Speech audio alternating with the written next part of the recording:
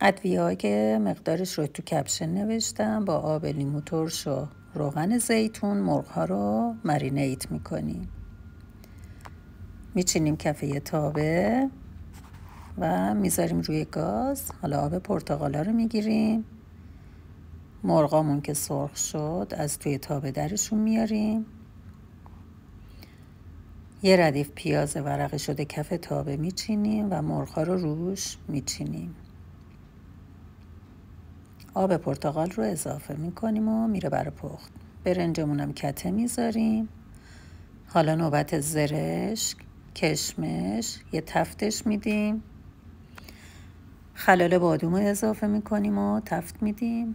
حالا نوبت اضافه کردن زعفرونه و برنجمونم دم کشیده تو ظرف سرو میکشیم و مرغ‌ها رو دورش میچینیم. با زرشک و کشمشی هم که آماده کردیم تزیینش میکنیم. یه ملعقه هم آب مرغ میریزیم روش. نوش جان.